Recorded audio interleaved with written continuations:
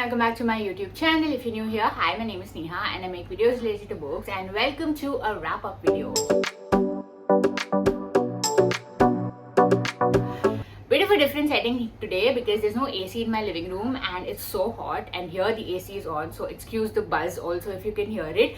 But anyway, moving on. Today's video is about all the books that I read in March and April. Despite my best intentions, I was not able to film two separate videos for the months, and that's why this is a clubbed one. But hopefully from the month of May, I will do dedicated wrap-up videos for each month. Anyway, I read a total of 13 books in the last 2 months, and it was a mix of a lot of different genres, so I'm excited to talk to you about them. Of course, if I talk about each and every book that I've read in detail, then we would be here forever, and because I can just go on and on about books. So I'm going to try to keep it concise and sharp. And if you feel like you want to read any book that I've mentioned and you want to know more about my thoughts about such a book, please leave a comment down below and I'm happy to do that in the future. So yeah, that's the introduction. Let's quickly get started. For the month of March, I read a total of 7 books, 6 of which were in physical form in front of me. They're a mix of different genres. I would say like mostly lit fic, couple of short stories, translated books. So yeah, it was a good month of reading. The only reason I could read so much is because there was one extended weekend that I just holed up at home and read, and also I was on vacation in Goa, and I always read when I'm on vacation, so that's why. Let's get started. The first book that I finished was Bright Young Women by Jessica Knoll. This was part of my book haul as well, which I'll tag up above. Do check it out. This is a fictionalized version of Ted Bundy, who's the famous US serial killer, but the focus is not on him but on the women who are impacted because of his crimes, basically friends of his victims or loved ones of his victims. The book does a great job in taking the focus away from him, away from the glamorized version of him in the media, and focuses on the women and their trauma and their bravery particularly. I liked the fact that the book clearly shows that how the media perceives serial killers as these extraordinarily gifted men who escape the hand of law because of their brilliance. However, a lot of times they just escape because of the incompetence of other men. So this book, I feel like, did a great job in highlighting that. I just felt that it got too long, so if it could have been a little shorter, it would have made more of an impact and more of a standout, but that's just my opinion. But overall, a good book, so do check it out. Then the second book is my favorite book in March. This is Moom by Bani Basu, translated from the Bengali by Arunava Sinha. In Calcutta, in a Marwadi family, the last woman, Savitri, dies, and her voice continues to haunt her father-in-law and her husband. The voice only falls silent when a very strange girl comes to the house and starts living with this family, and then we uncover more dark secrets that the family has been hiding.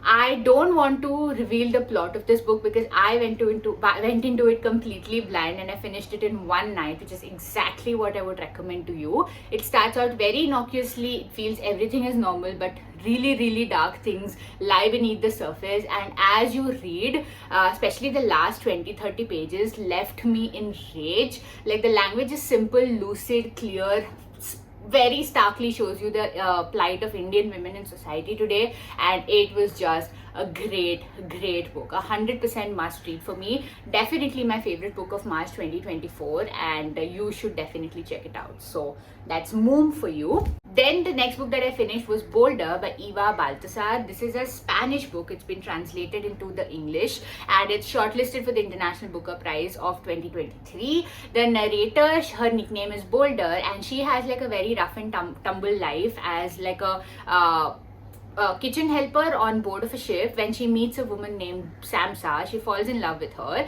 and she is forced to reconcile to a life of domesticity because of her love for Samsa, and she moves to Iceland. When they start living together, Samsa reveals that she wants to be a parent, and even though Boulder really doesn't want to, she kind of reluctantly goes into it. And then her frustration at the changed circumstances and even her changed partner is the essence of the book.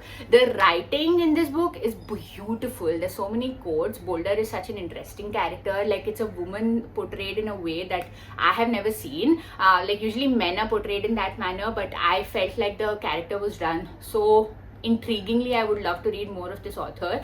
My only complaint with this book was it was a tad too lyrical, so it made it a little inaccessible, and I think it would make it a little inaccessible for the general populace as well. So that would be my only complaint about the book. But overall, I really enjoyed my time with it. So do check it out. Boulder by Eva Balthazar. Then the next book that I finished it in Goa. This is The Candy House by Jennifer Egan. This is book 2 in the Goon Squad. I thought this was book 1, but it turns out it's book 2. It's a set of interconnected stories. They all have a central theme of a dystopian technology called Own Your Unconscious. Basically like this technology where you can upload your consciousness and you can access other people's consciousness as well. The stories are more focused on the people, and the people are all kind of interconnected to each other. And but the narrative is woven together beautifully. Like you never feel like these are very disjointed stories, and you get very invested in the characters. Overall, I really had a good time with it. It was a vacation read in some manner because I couldn't put it down. But my only gripe with this book is that I wish that they could have focused on the technology part of it a little more. I would have been interested in reading about that aspect of it as well. But I did enjoy my time with it, and I am going to read book 1 because now I'm invested in these characters and a lot of the characters' origin stories in book 1. Then the next book that I finished was The Storied Life of A.J. Fikry by Gabrielle Zevin. Again, I finished this in Goa, and this is a book about books. Basically, a grumpy bookseller is forced to raise a sunshiny toddler, and it's about how she changes his life and he changes her life. And it's a book about the healing power of books and language and words. And overall, it's a very sweet, cozy, nice read. It is best read on a holiday, which is exactly what I did. And yeah, I mean, it was a sweet book that you could finish probably in a day or two, and walk away without like gaining much, like, you know, in terms of intellectualism, but overall having a good time with it. The ending got a little sad, but honestly I could see it coming from a mile away, so I was expecting it. So it was predictable in that manner. But yeah, if you're on vacation, this is one book you should check it out. Then one volume of short stories that I finally finished. It's been on my shelf for years, literally. This is What We Talk About When We Talk About Love by Raymond Carver. I've picked this up in a thrift book haul at the beginning of when I started this channel. I'll link that video up if you want to check it out.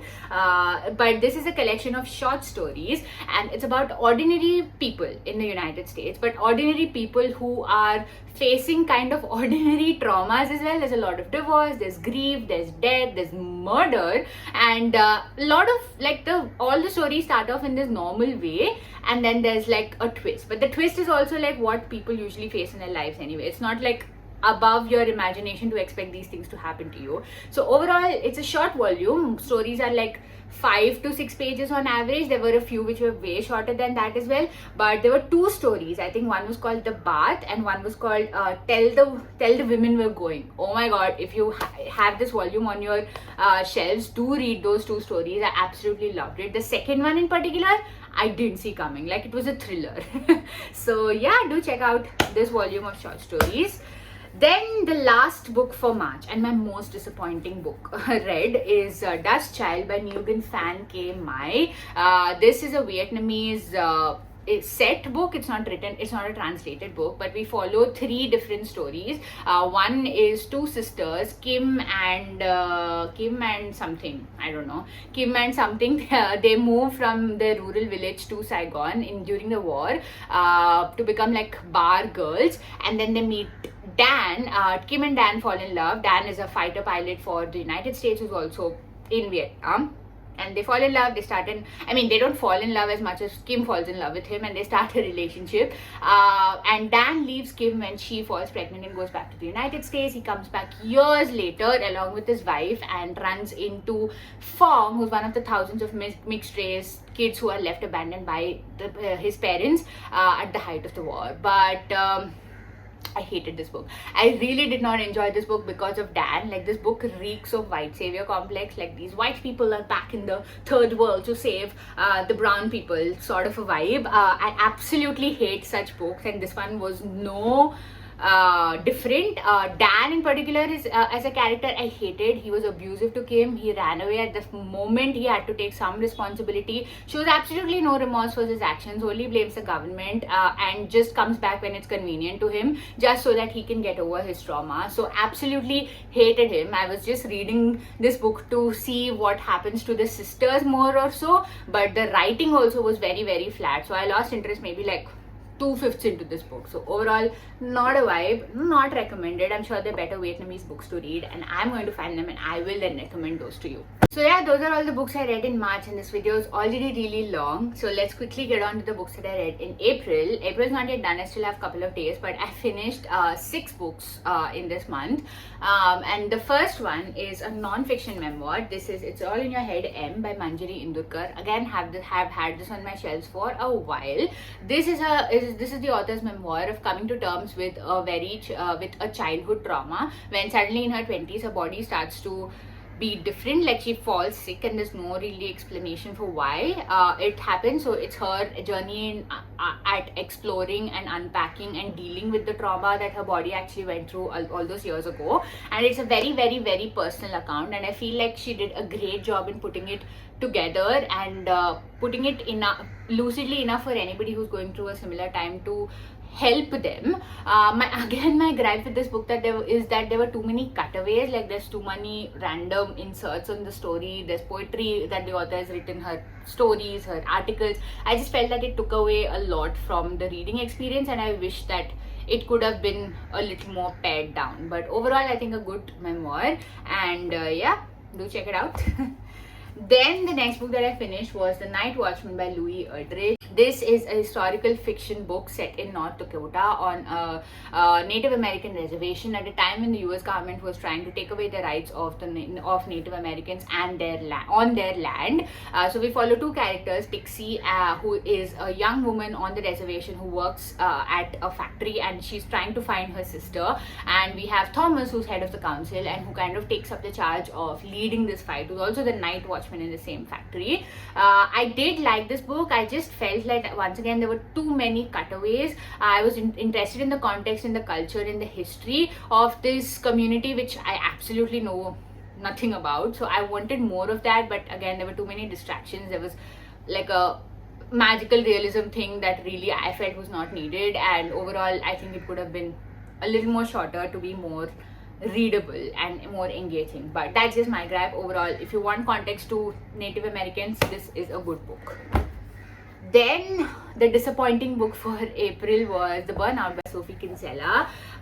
Sasha works at a new age startup where she is kind of burdened with a lot of work, and when she reaches a kind of breaking point, she goes away for a break to a off-season beachside town where she has nostalgic memories, and there she finds another guy named, I don't know, Hugh, something like that, who also is having similar issues.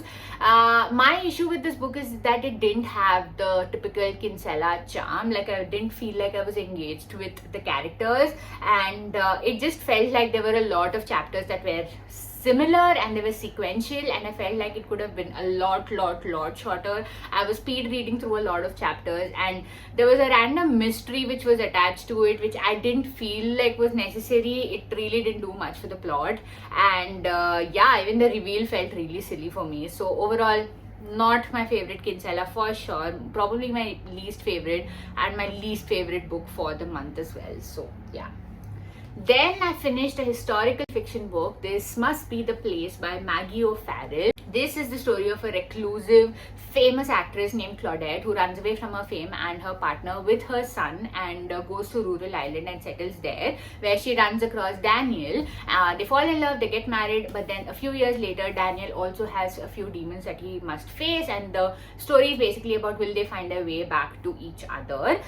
This is a story about a lot of things, about self-discovery, about alcoholism, of recovery, about love, about grief, about parenthood. There are a lot of themes in this, but overall I felt that the writing was absolutely beautiful in many parts, and the author did a great job at sticking the landing, which I think is very important. I think Maggie O'Farrell is an absolutely fabulous author. Hamnet is one of my most favorite books, and this one was also a good book and which I would recommend, and I'm very interested in reading the rest of her backlist as well. So yeah, could be shorter for sure, but that's okay. Then my favorite book for April is Knife by Salman Rushdie. Does this need an introduction? I don't think so, but let me try. This is Rushdie's memoir about the events that happened in 2022 when he was stabbed on stage at a writer's event. His medical procedures following that stabbing, his recovery, and now overall his just thoughts on what happened, on freedom, on his recovery, on his support system, on his appreciation for his support system, especially his wife.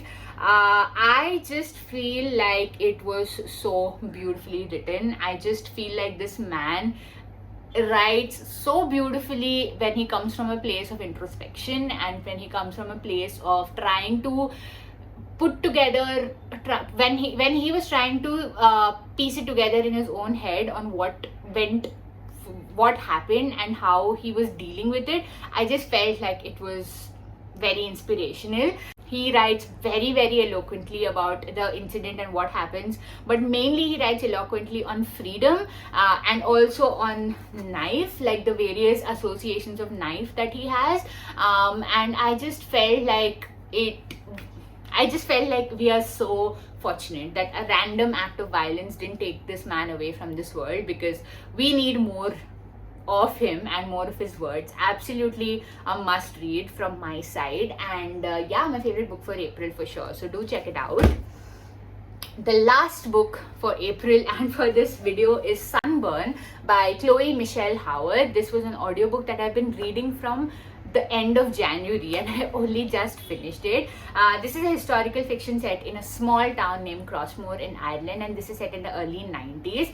The protagonist Lucy comes from a very traditional household, and she falls in love with Susanna, her friend. They start a relationship, and Lucy in particular is torn between her love for Susanna and also her love for her family, because she knows that her family will never accept her if she pursues her love for Susanna. I just felt like this book had a lot of teenage angst, but honestly the good kind of teenage angst. It was not like that longing without a purpose. I just felt like it was written beautifully. It is a debut novel, and I feel like that the author has such a strong voice and she delivered on a lot of fronts. The audiobook also is beautifully narrated. Like the dialogue between both the characters is so, like, it takes you back to your own first big love kind of scenario, and I really enjoyed my time with it. It took me a long time to finish it because there are a lot of chapters, but overall it was a good audiobook, so do check it out if you have access to it. So yeah, that's it. That's the video. A very long video. I'll just end it here, but my favorite book for April was Knife, and my favorite book for March was Moom. Both Indian book. I mean, technically it is not Indian, but anyway, you know what I mean, Indian authors. But that's it. Thank you so much for watching. Please like, share, comment, subscribe if you're still around. I'll see you very soon. Bye.